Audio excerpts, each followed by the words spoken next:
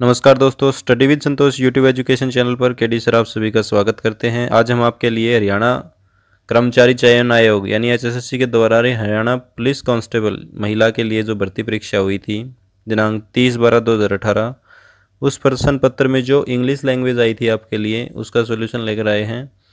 अगर आपको वीडियो पसंद आए तो दोस्तों में ज़्यादा से ज़्यादा शेयर कर दीजिएगा। वीडियो को स्टार्ट करते हैं। पहला ही क्वेश्चन है, टैगोर वाज, जो कि 89 नंबर पे है, टैगोर वाज, स्पेस दिया है, खालिस्तान दिया है, ट्रूली ग्रेट पोएट। तो इसके अंदर हमें क्या करना है, एप्रोप्रिएट आर्टिकल को फिल करना है। क्वेश्चन को हमेशा ध्यान से पढ़ना है। Fill in the blanks with appropriate article. उचित आर्टिकल के साथ जो ब्लैंक्स दिए गए हैं उनको फिल कीजिए। टैगोर वाज, उसके बाद फिलिंग द ब्लैंक्स दिया गया है ट्रूली ग्रेट पोएट। अब देखिए, अब इसके लिए जो आंसर रहेगा वो रहेगा ए मतलब एक। टैगोर एक वास्तव में महान कवि थे। ठीक है, देखो अगर टैगोर के आगे हमें कोई आर्टिकल लगाना होता तो वो दा लगा देते, क्योंकि टैगोर क्या है, स्पेसिफिक है। स्पेसिफिक टैगोर की वो बात कर रहा है।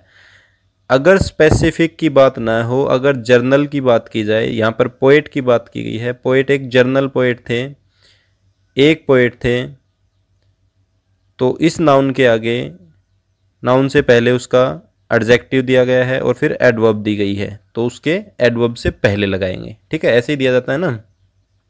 देखो बच्चों, यहाँ पर जो पोएट है वो एक नाउन है। ठीक है, और नाउन की जो विशेषता बताई यानी जो संज्ञा की विशेषता बताए उसे क्या कहते हैं, एडजेक्टिव यानी विशेषण। तो इसका मतलब जो ग्रेट है वो एडजेक्टिव है, और जो एडजेक्टिव की भी विशेषता बताए उसको क्या कहते हैं, एडवर्ब कहते हैं। तो ट्रूली क्या है कि एडवर्ब है, ये भी आपको पता होना चाहिए। तो जो हम आर्टिकल लगाएंगे वो ट्रूली से पहले लगाएंगे और ए लगाएंगे, एन नहीं लगाएंगे, क्योंकि ए और एन के डिफरेंस तो आपको पता ही है। अगर साउंड वोवल से शुरू हो तो एन लगाएंगे और कॉन्सोनेंट से शुरू हो तो ए लगाएंगे। टी की साउंड जो है वो टे यानी कॉन्सोनेंट से है तो ए का यूज़ करेंगे, दा का यूज़ नहीं करेंगे, क्योंकि पोएट यहाँ पर स्पेसिफिक नहीं है। टैगोर स्पेसिफिक हैं, उनसे पहले द लगा सकते हैं। जैसे एक एग्जांपल दे देता हूँ आपको, the Mahatma Gandhi was a great leader. The Mahatma Gandhi was a great leader. तो जो महात्मा गांधी है उसके आगे दा लगा सकते हैं, क्योंकि जो महात्मा गांधी है वो स्पेसिफिक हैं। वाज ए ग्रेट लीडर, तो ग्रेट लीडर के आगे हम ए ही लगाएंगे, क्योंकि लीडर जो है वो किसी भी एक लीडर की बात कर रहा है, न कि स्पेसिफिक लीडर की बात कर रहा है। लीडर नाउन जो है वो स्पेसिफिक नहीं है, महात्मा गांधी स्पेसिफिक है, इसलिए इसके आगे क्या लगेगा, ए लगेगा। Tagore was a truly great poet. तो 90 नंबर क्वेश्चन है, नेक्स्ट क्वेश्चन जो है वो है आर्टिकल के ऊपर ही है। देयर इज नॉट, ब्लैंक दिया गया है, man here who will not support you. Hindi क्या बनेगी इसकी, ट्रांसलेशन कर देता हूँ आपके लिए। यहाँ पर एक भी आदमी नहीं है जो तुम्हें सपोर्ट नहीं करेगा, तो इसके अंदर हमें एक आर्टिकल फिल करना है। तो सबसे पहले देखेंगे कि वो डिफाइनाइट है या इनडिफाइनाइट है, तभी तो उसमें डिसाइड करेंगे ए एन आएगा या दा आएगा। तो जो मैन है, क्या उसके बारे में बताया गया है कि वो कौन है, नहीं बताया गया है, क्योंकि वो कह रहा है कि यहाँ पर कोई भी ऐसा आदमी नहीं है जो तुम्हें सपोर्ट नहीं करेगा। इसका मतलब वो स्पेसिफिक तो नहीं है। स्पेसिफिक नहीं है तो दा का यूज़ हम नहीं कर सकते। इनडिफाइनाइट आर्टिकल है, इसका मतलब ए या एन का यूज़ करेंगे, और मैन के लिए हम ए का यूज़ करेंगे, क्योंकि मैन के अंदर जो साउंड है वो कॉन्सोनेंट की है। तो सही सेंटेंस रहेगा, there is not a man here who will not support you. यहाँ पर एक भी ऐसा आदमी नहीं है जो कि तुम्हें सपोर्ट नहीं करेगा। नेक्स्ट क्वेश्चन है 91 नंबर का, supply the suitable verb in arrangement with its subject. तो सब्जेक्ट के हिसाब से हमें क्या करना है, सही वर्ब का चुनाव करना है। तो ये सब्जेक्ट वर्ब एग्रीमेंट का क्वेश्चन है। Question number 91, the means employed by you, उसके बाद स्पेस दिया गया है सुफिशियंट। तो यहाँ पर सही आंसर रहेगा आर। कैसे आएगा ये बताएंगे। तो सबसे पहले हम क्वेश्चन करेंगे व्हाट इज सुफिशियंट। जैसे हमने क्वेश्चन कर दिया व्हाट इज सुफिशियंट, तो आंसर मिलेगा द मीन्स। ठीक है, द मीन्स। तो जो द मीन्स है उसको देखेंगे हम सिंगुलर रहेगा या प्लूरल रहेगा। मीन्स का मतलब होता है साधन, आए, ठीक है, तरीका। तो कह रहा है कि जो तुमने जो तरीके अपनाए थे, जो तुमने जो तरीके लागू किए थे, वो क्या थे? सुफिशिएंट थे, उचित थे, मतलब काफ़ी थे हमारे लिए, किसी भी काम के लिए। तो यहाँ पर जो मीन्स है उसका मतलब है तरीके। जो तुमने तरीके अपनाए थे या लागू किए थे, एम्प्लॉयड किए थे, वो तरीके क्या क्या थे हमारे लिए? जो तुम्हारे लिए जो तुमने एम्प्लॉयड किए थे वो तरीके क्या थे? सुफिशिएंट थे, उचित थे हमारे लिए। तो यहाँ पर हम प्लूरल वर्ब का ही प्रयोग करेंगे। तो प्लूरल वर्ब यहाँ पर दो दी गई हैं, आर और वर। तो इज को हम यहाँ पर छोड़ देंगे, क्योंकि जो मीन्स है ये बहुत सारी चीज़ों को डिफाइन कर रहा है। दो तरीके से हो सकता है, मीन्स सिंगुलर भी हो सकता है और प्लूरल भी हो सकता है। यहाँ पर प्लूरल है, क्योंकि जो तुमने तरीके अपनाए थे वो क्या थे? हमारे लिए काफ़ी थे। तो आर या वर में से एक का प्रयोग करेंगे। तो यहाँ पर हम देखेंगे कि बाई का यूज़ किया गया है, तो ये एक पैसिव वॉइस का सेंटेंस है। तो इस पैसिव वॉइस के सेंटेंस में हम देखेंगे कि जो एम्प्लॉयड वर्ब है, वर्ब की थर्ड फॉर्म है यहाँ पर, उसके साथ आर या वर दोनों का ही प्रयोग कर देंगे। तो यहाँ पर आर का प्रयोग जो है वो सही रहेगा, क्योंकि जो एक्टिव वॉइस में इसका सेंटेंस रहेगा वो वर्ब की फर्स्ट फॉर्म के साथ रहेगा। वर्ब की फर्स्ट फॉर्म के साथ। एक्टिव वॉइस में 4 फॉर्म होती है ना, वर्ब की फर्स्ट फॉर्म, वर्ब की सेकंड फॉर्म, वर्ब की थर्ड फॉर्म और वर्ब की आईएनजी फॉर्म। तो ये सेंटेंस एक्टिव सेंटेंस में वर्ब की फर्स्ट फॉर्म में रहेगा। इसीलिए जब ये पैसिव में जाएगा तो यानी इज एम आर का प्रयोग करेगा वर्ब की थर्ड फॉर्म के साथ। वर्ब की थर्ड फॉर्म यहाँ पर एम्प्लॉयड है, तो इज एम आर में से हम आर का प्रयोग करेंगे, क्योंकि हमारी जो मीन्स है वो क्या है? प्लूरल है। यहाँ पर मीन्स प्लूरल है, तो इसके लिए हम आर का प्रयोग करेंगे। सही सेंटेंस रहेगा the means employed by you are sufficient. Next question है 92 नंबर। 92 नंबर को देखते हैं। ये भी सब्जेक्ट और वर्ब एग्रीमेंट का क्वेश्चन है। क्वेश्चन नंबर 92 है Sanskrit comma as well as Arabic comma blank है टॉट। संस्कृत के साथ साथ अरबिक भी सिखाई जाती है, ठीक है। तो अब हम देखते हैं कि इसके अंदर कैसी वर्ब आएगी। तो सब्जेक्ट वर्ब एग्रीमेंट का क्वेश्चन है, तो क्वेश्चन करते हैं व्हाट वर टॉट या वाज टॉट या इज टॉट कर लेते हैं। व्हाट इज टॉट, तो आंसर मिलेगा Sanskrit as well as Arabic. ऐसे ही तो किया था ना हमने सब्जेक्ट वर्ब एग्रीमेंट का topic, Sanskrit as well as Arabic. अब एज वेल एज जहाँ भी आ जाए, काफ़ी सारे शब्द किए थे, as well as, with, along with, together with, in addition to, besides, ये शब्द जहाँ भी आ जाएं, इसके बाद जो भी नाउन आएगा वो हमारा सब्जेक्ट नहीं रहेगा। हमारा सब्जेक्ट रहेगा जो शुरू में जो आएगा वही। तो इसका मतलब जो एज वेल एज हैं, विद हैं, इन एडिशन टू हैं, ये सब किस तरह से प्रीपोजिशन फ्रेज की तरह बिहेव करेंगे।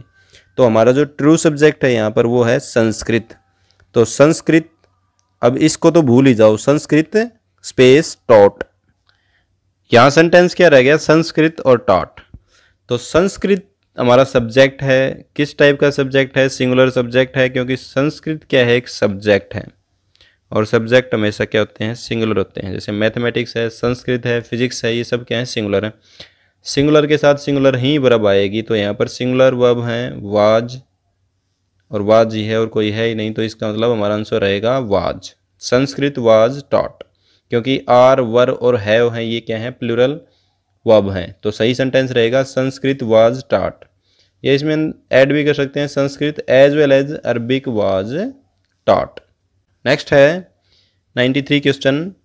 क्वेश्चन को पढ़ेंगे। Select the correct expression from the given options filling the blanks. Blanks को फिल करने के लिए करेक्ट एक्सप्रेशन को सिलेक्ट करें, ठीक है। 93 क्वेश्चन है ये। चलिए करते हैं। ही was much by his loss, वो बहुत अधिक था, बाई हिज लॉस, अपने जो नुकसान हुआ था उससे क्या था? बहुत अधिक था। क्या था वो देखना है। Cast away. कास्ट अवे का मतलब होता है जैसे आप कहीं जहाज से जा रहे हो, पानी के जहाज से स्पेशली, या हवाई जहाज से, और रास्ते में कहीं वो आपका जहाज टूट जाता है और आप अकेले कहीं पे रह जाते हो, जैसे समुद्र के बीच में यूजुअली, तो वो कहलाता है कास्ट अवे। ठीक है। तो यहाँ पर अकेले रहने की तो बात की नहीं गई है। कास्टअवे नाम की एक मूवी भी है हॉलीवुड में, अगर किसी ने नहीं देखी है, उसमें ऐसा ही होता है एक आदमी के साथ, काफ़ी पैसे वाला आदमी होता है और वो कास्टअवे उस मूवी का नाम है। वो समुद्र के बीचों बीच कहीं फंस जाता है, जैसे अपने प्लेन से जा रहा होता है, वो प्लेन जैसे दुर्घटनाग्रस्त हो जाता है और वो काफ़ी दिन तक वहाँ रहता है, अपनी नाव वगैरह बना के वहाँ से निकलता है। तो उस मूवी का नाम है कास्टअवे। काफ़ी इंटरेस्टिंग मूवी है। तो कास्टअवे मतलब दूर हो जाना, ऐसा कुछ यहाँ पर है नहीं। कास्ट डाउन, कास्ट डाउन का मतलब होता है डिप्रेशन में चले जाना या दुखी हो जाना। तो यहाँ पर बिल्कुल डिप्रेशन में या दुखी होने वाला सेंटेंस एग्जैक्टली मैच करेगा इसको। वो बहुत ज़्यादा दुखी था अपने लॉस से, वो बहुत ज़्यादा क्या था, दुखी था, डिप्रेस था। किससे? अपने लॉस से जो उसको हुआ था। तो सही सेंटेंस रहेगा he was much cast down by his loss. Cast off, cast off का मतलब क्या होता है? जैसे कोई जहाज अगर किनारे से समुद्र के अंदर चला जाए, किनारा छोड़ के समुद्र के अंदर चला जाए, तो वो कहलाता है कास्ट ऑफ। जैसे कोई सवारी लेट पहुंचती है तो उसको वो क्या बताएंगे? The ship already cast off. जो शिप था वो ऑलरेडी क्या हो चुका है? कास्ट ऑफ हो चुका है, किनारे छोड़ के जा चुका है। इसके बाद है कॉल अप। अगर आप किसी को फ़ोन मिलाते हो तो आप क्या कर रहे हो? कॉल अप कर रहे हो, ठीक है। अगर आप किसी को फ़ोन कर रहे हो किसी के पास, तो आप उसको क्या कर रहे हो? कॉल अप कर रहे हो। तो यहाँ पर फ़ोन करने वाली बात तो है ही नहीं, यहाँ पर तो दुखी होने वाली बात है क्योंकि लॉस हुआ है। तो कास्ट डाउन का मतलब होता है दुखी होना। He was much cast down by his loss. Next और लास्ट क्वेश्चन है आज के इस वीडियो लेक्चर का। इससे पहले मैं सभी दोस्तों से रिक्वेस्ट करूंगा कि आपने चैनल को सब्सक्राइब नहीं किया है तो सब्सक्राइब जरूर कर लें, और वीडियो अगर आपको पसंद आ रहा है तो ऐसे ही वीडियो और पाने के लिए चैनल को सब्सक्राइब के साथ साथ दोस्तों में शेयर भी करें ताकि वो भी इसका फ़ायदा उठा सकें। 94 नंबर क्वेश्चन है ए रिलीजियस होप, उसके बाद ब्लैंक दिया गया है ए मैन इन हिज ट्रेल्स। एक जो रिलीजियस होप है मतलब एक धार्मिक उम्मीद है, वो एक आदमी को, देखो कोई भी स्पेसिफिक आदमी की बात नहीं की गई है इसलिए ए का प्रयोग किया गया है ना, और किसी स्पेसिफिक होप की बात नहीं की गई है कि रिलीजियस कौन सी होप है, इसलिए इन दोनों के आगे ए का प्रयोग किया गया है। तो आर्टिकल में ऐसे ही होता है ना, ए religious hope A man in his trails. एक धार्मिक जो उम्मीद है वो एक आदमी को इन हिज ट्रेल्स, ट्रेल्स मतलब रास्ता, ट्रैक और ट्रेल्स याद रख सकते हो आप, ट्रैक एंड ट्रेल्स मतलब रास्ते। एक आदमी को उसके रास्ते में क्या करती है? एक धार्मिक उम्मीद एक आदमी को उसके रास्ते में क्या करती है? जैसे आप एक धार्मिक आदमी हो, अगर आपके सामने कोई संकट आएगा तो क्या कहेंगे आप? भगवान सब ठीक कर देगा। तो वो क्या करती है? उसको जो रिलीजियस होप होती है किसी भी आदमी को उसके रास्ते में क्या करती है? सहायता करती है, उम्मीद बांधती है उसकी। तो यहाँ पर जो बियर्स अपॉन दिया गया है इसका मतलब होता है सपोर्ट करना या अपना प्रभाव छोड़ना। बियर्स अपॉन का मतलब होता है सपोर्ट करना या प्रभाव छोड़ना। तो रिलीजियस होप करती है, वो सपोर्ट करती है मैन को इन हिज ट्रेल्स। तो एक धार्मिक उम्मीद bears a religious hope bears upon a man in his trials, ये बिल्कुल सही रहेगा।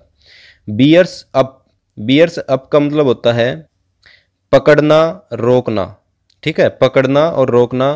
बोर अवे, बोर अवे का मतलब होता है दूर चले जाना, किसी भी लोकेशन से, जगह से, एक जगह से दूसरी जगह चले जाना। क्या ट्रांसपोर्ट क्या कहलाता है? बोर अवे कहलाता है। यहाँ पर ट्रांसपोर्ट की बात नहीं की गई है, पकड़ने की बात भी नहीं की गई है। उसके बाद आता है बियर्स आउट। बियर्स आउट का मतलब होता है सिद्ध करना या साबित करना। बियर्स आउट का मतलब होता है सिद्ध करना या साबित करना। तो यहाँ पर सिद्ध करने और साबित करने वाली बात या दूर जाने वाली बात, ट्रांसपोर्ट करने वाली बात या पकड़ना या रोकने जैसी बात कुछ भी नहीं है। एक धार्मिक उम्मीद एक आदमी को उसके रास्ते में क्या करती है? सपोर्ट करती है, सहायता करती है या अपना प्रभाव छोड़ती है। तो सही रहेगा a religious hope bears upon a man in his trials. जो पार्ट सी है वो आपका आंसर हो जाएगा। तो आज का ये वीडियो दोस्तों यहीं पर समाप्त होता है। वीडियो पसंद आया है तो दोस्तों में शेयर जरूर कीजिए। धन्यवाद दोस्तों, आपका दिन शुभ हो। जय हिंद।